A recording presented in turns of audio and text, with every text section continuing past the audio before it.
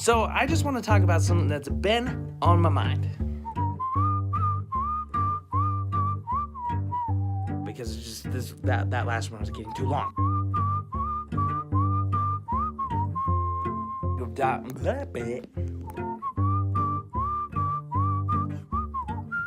Let's get into it.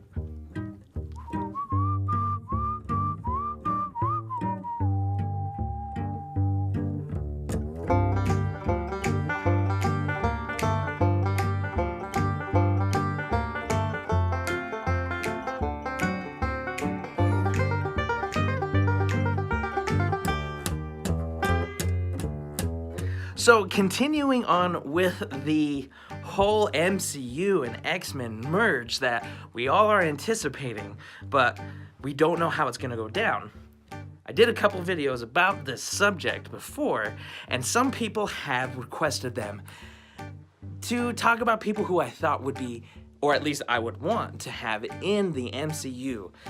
Thank you, Comic Man Jake, for requesting this video. I know it's way more than you anticipated for, because today we're going to talk about villains. And before, we had already talked about the heroes. So go check that out if you want to. You don't have to, I don't care. But the thing is that while I was thinking about all of this, I was just like, there's too many people. And there's already people that we've already used. I gotta make another video because it's just that last one was getting too long. Now, I want to give some context to all of this. Recently, Marvel has been doing something with the X-Men that I think is pretty cool. The title, All New X-Men, is really cool, and I think it's something that they should dive into in the MCU just for a little bit. What they do is they take older characters, like the original characters, like Jean Grey and Cyclops and Hank and so on and so forth. They grab them from the past because some of them, first off, Jean Grey is dead, of course, spoiler, but I mean, not only is she dead, but Scott Summers isn't who we all think he is, because normally he's such a level-headed person. So what Hank does, older Hank, is goes back in the past to bring him into the future to kind of talk to him and bring him back to a sensible type person that we're familiar with. I think that's so cool. It just wasn't executed in the correct way, in my opinion, for new readers, and I don't necessarily suggest it, but it is a cool concept.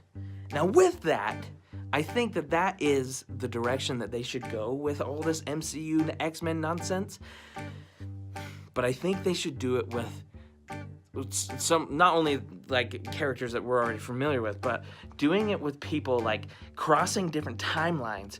They could change everything. They could be like, they could come back in the past and bring back a younger Magneto, and then it'd be like, oh, it's fine, like we got a new Magneto, but he's still here, right? Like, we can't use the Ian McKellen because he's getting freaking old, but we can use somebody new because it's a younger one. Anyway, what I'm trying to say is, you gotta have Magneto, right? Duh. Magneto has got to be there in the X-Men. I'm gonna talk about another one that might get really controversial with people, and that is Namor the Submariner. Now, is he an X-Men? No. Kind of. Is he a bad guy? No. But listen, I think we should have Namor be a bad guy.